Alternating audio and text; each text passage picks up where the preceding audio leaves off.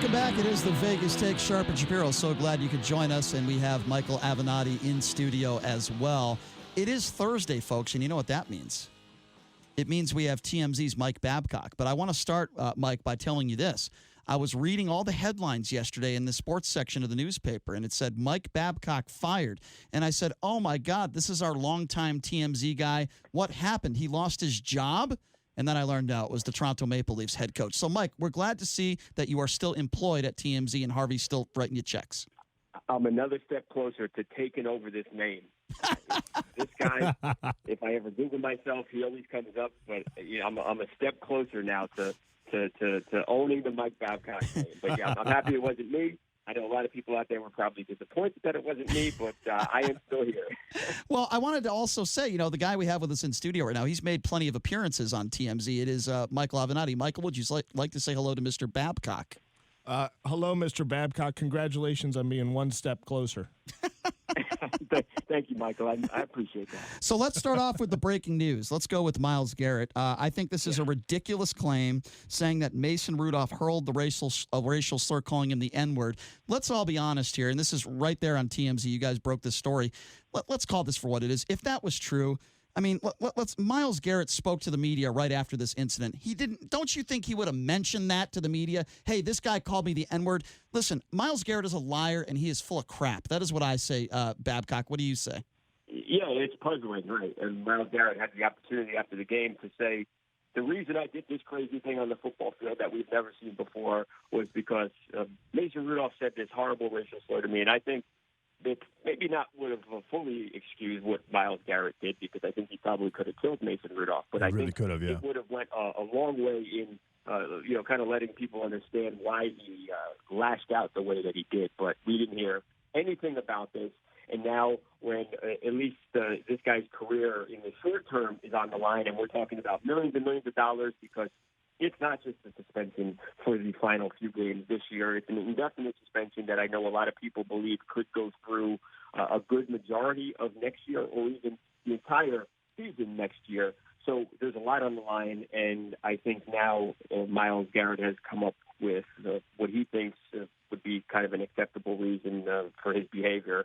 But it's really come at the expense of Mason Rudolph, and I know his attorney is really pissed off. She came out with a statement a few minutes ago here where he's vehemently denied, saying anything that would resemble a racial slur. And I know they're very upset. I think they feel like one, they were victimized physically on the football field, and now here his reputation is taking a hit as a result of what Myles Garrett says. And you're right. He could have actually been killed. Myles Garrett's 6'4", 270 pounds. He had 33 bench reps at 225 pounds. The average NFL helmet weighs 6 pounds. He was from an elevated position. I mean, had he connected, I believe that Mason Rudolph would have a traumatic brain injury for sure. Oh, yeah. I heard a doctor talking the other day. Said, yeah, if you hit him with that crown of that helmet, there's a good chance that guy never comes off the football field. I believe that.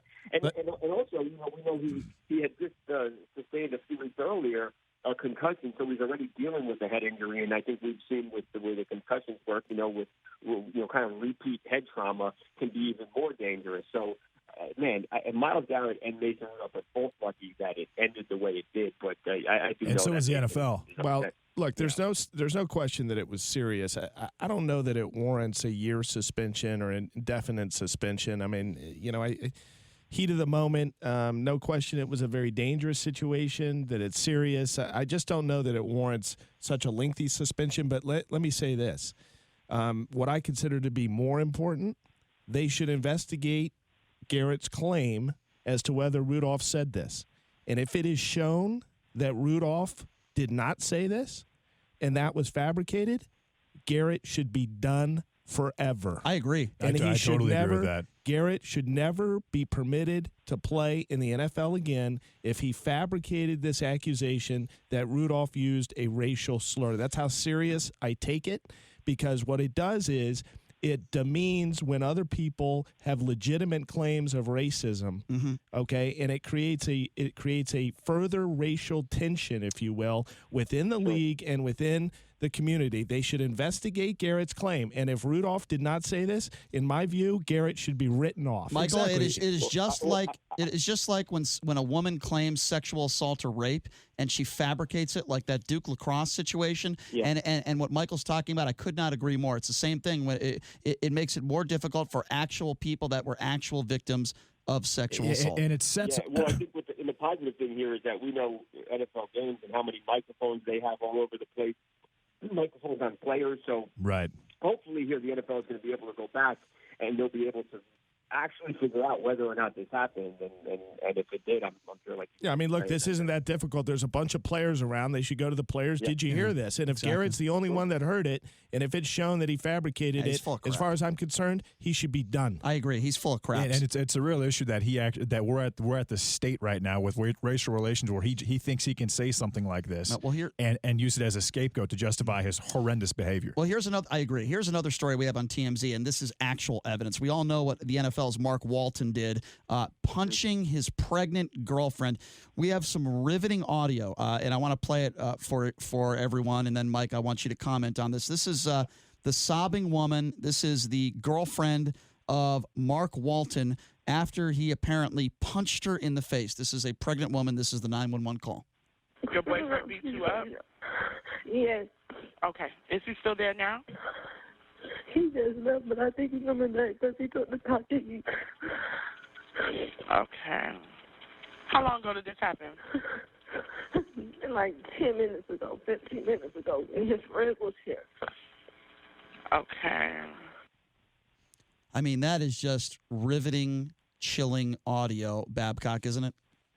Yeah, it's upsetting to hear in her voice how scared, how upset she is.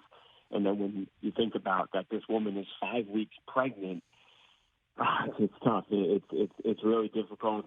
The police ultimately were able to track him down, they arrested him, been charged with aggravated battery, and now facing 15 years in prison.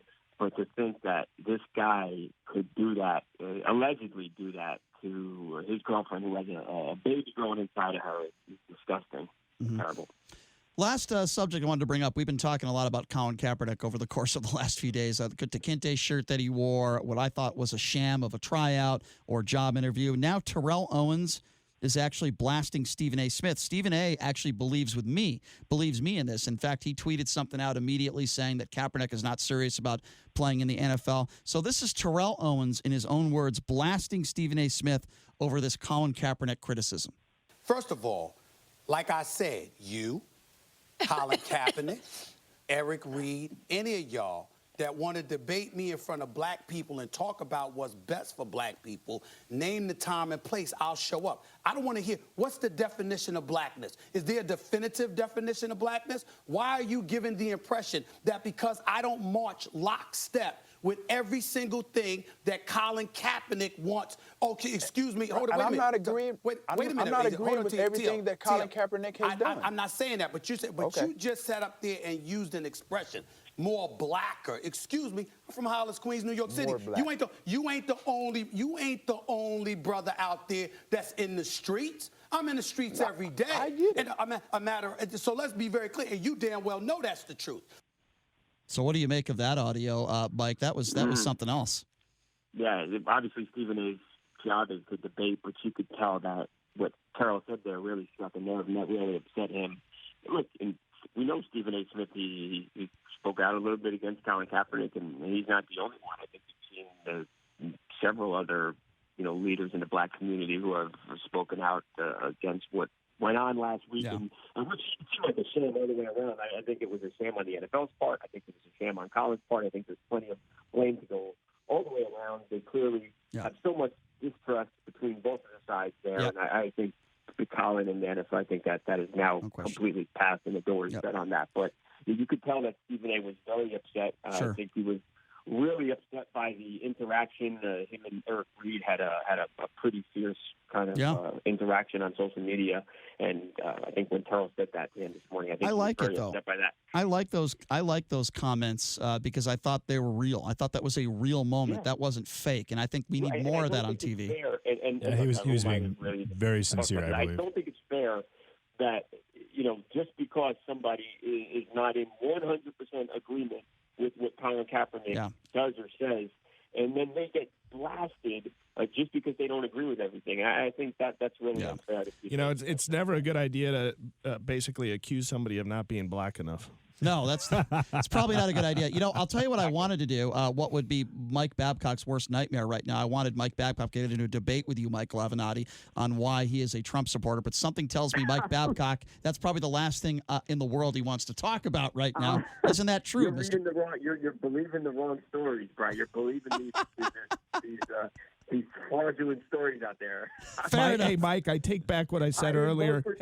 Hey, Mike, I take back what I said earlier. I had no idea of your political persuasion. I hope that Maple Leafs coach gets a new job coaching the L.A. Lakers or some high-profile team, okay?